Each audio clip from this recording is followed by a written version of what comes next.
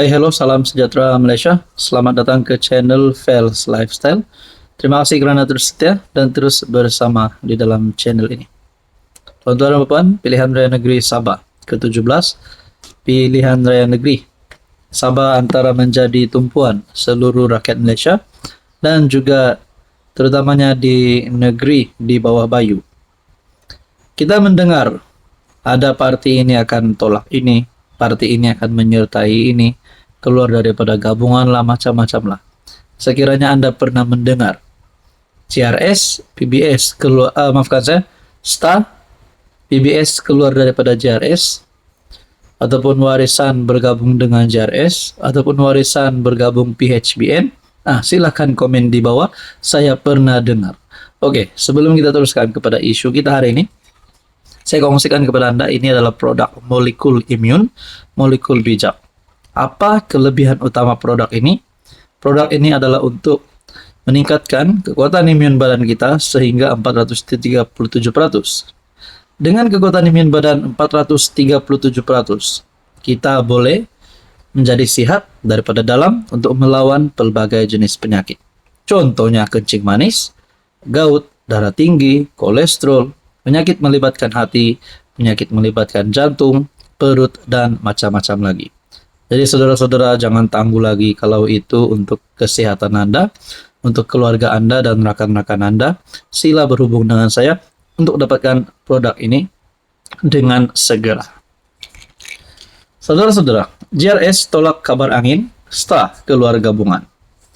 Walaupun STA benar-benar meninggalkan JRS, Johnston Bangkuai berkata, Parti Bersatu Sabah akan kekal dengan gabungan kerajaan negeri. Jadi itulah menjadi persoalannya.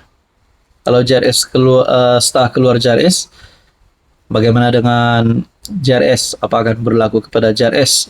Kalau saya tak silap, STA ada 6 adun kalau saya tak silap. Manakala PBS pula, kalau PBS pun keluar JRS, apa akan berlaku kepada JRS? Apa akan berlaku khususnya kepada Ketua Menteri Haji Jinor selaku pengerusi JRS? Gabungan Rakyat Sabah menolak kabar angin bahwa komponen utama Parti Solidariti Tanah Airku, STA, merancang untuk keluar daripada gabungan kerajaan negeri.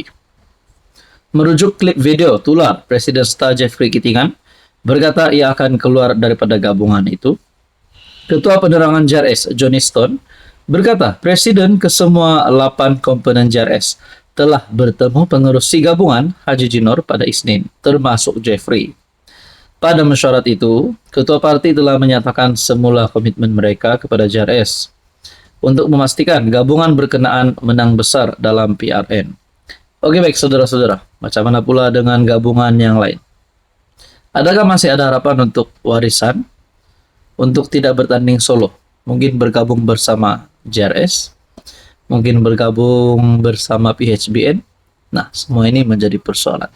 Dan kalau bergabung ini, bergabung itu, let's say PHBN warisan bergabung. Wow, banyak calon ketua menterinya. Pertama, sudah pasti Iwan Benedik, pengerusi PH Sabah. Kedua, AMNO, Bung Mokhtar, pengurusi AMNO Sabah. Dan juga warisan Presiden, warisan Syafiq Abdal sendiri. Ketiga-tiga ini boleh jadi calon ketua menteri. Manakala di bahagian JRS pula, kalau STA keluar, PBS keluar, sudah pasti Haji J menjadi calon utama. Adakah sebenarnya Jeffrey Kitingan dan juga partinya STA akan ada harapan untuk keluar daripada JRS dan mungkin menyokong PHBN, ataupun mungkin daripada parti PBS keluar daripada JRS dan menyokong PHBN ataupun warisan? Nah, semua ini tidak mustahil untuk berlaku. Tapi secara realistik, secara politik, untuk keadaan terkini mungkin kita dapat lihat peratusan untuk perkara ini berlaku rendah lah. Apapun kita nantikan saja pilihan raya negeri ke-17. Kita nantikan tarik pembubaran DUN Sabah. Kita nantikan tarik PRN 17 Sabah. Apa komen Anda? Hai, hello, salam sejahtera Malaysia. Selamat datang ke channel Fels Lifestyle. Terima kasih kerana terus setia dan terus bersama di dalam channel ini. Saudara-saudara, tuan-tuan dan puan, antara peletakan jawatan mengejutkan ataupun persaraan wajib. Persaraan wajib Ketua Hakim Negara Tengku Maimun antara yang menjadi kejutan ramai orang. Tapi saudara-saudara, tak sangka ini kenyataan Tengku Maimun.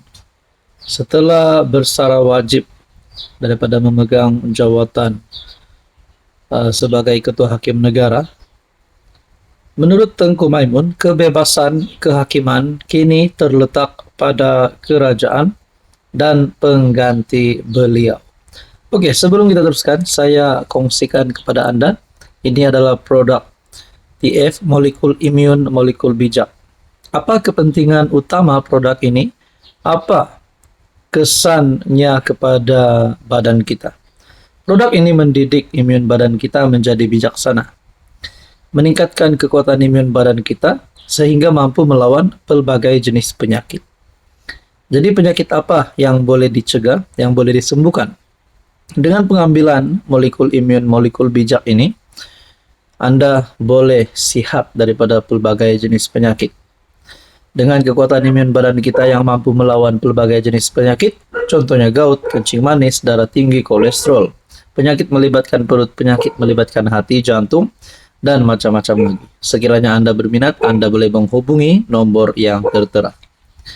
Oke, baik, kita pergi kepada kenyataan Tengku Maimun.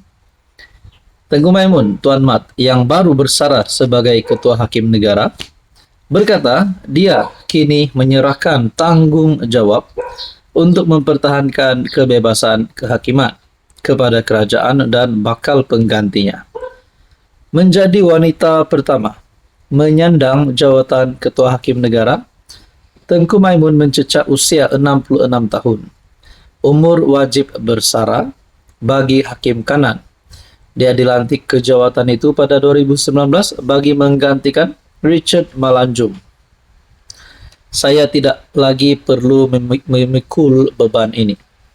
Masih sukar untuk saya percaya bahawa saya menghabiskan 6 tahun hidup saya sebagai Ketua Hakim Negara dan kini bersara selepas seumur hidup berkhidmat. Tengku Maimun berkata demikian dalam ucapan di majlis pelancaran bukunya yang bertajuk Beyond the Gavel. Dia turut memberikan penghargaan kepada kalangan dalam cabang kehakiman dan bidang-bidang undang-undang yang menyumbang kepada penerbitan buku tersebut. Selain Tengku Maimun, turut bersara adalah Presiden Mahkamah Rayuan Abang Iskandar Abang Hashim. Terdahulu Ketua WIP PN Taqiyuddin menggesa PM Anwar agar mempercepat pelantikan bagi 2 jawatan tertinggi kehakiman susulan persaraan mandatori Tengku Maimun dan Abang Iskandar.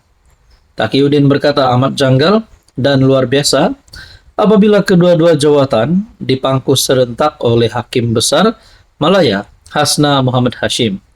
Ia sekaligus menimbulkan persoalan besar tentang keutuhan sistem pemisahan kuasa dan kebebasan institusi kehakiman yang menjadi asas kepada prinsip rule of law, kedaulatan undang-undang dalam mana-mana negara demokrasi, kata Taqiyuddin. Pelantikan Hasnah sebagai pemangku Ketua Hakim Negara diumumkan Ketua Pendaftar Mahkamah Persekutuan. Berkaitan isu ini, saudara-saudara, sebelum ini Anwar menolak gesaan agar tempoh perkhidmatan Tengku Maimun dilanjutkan selama 6 bulan dengan alasan ia adalah cobaan untuk mempolitikkan institusi kehakiman.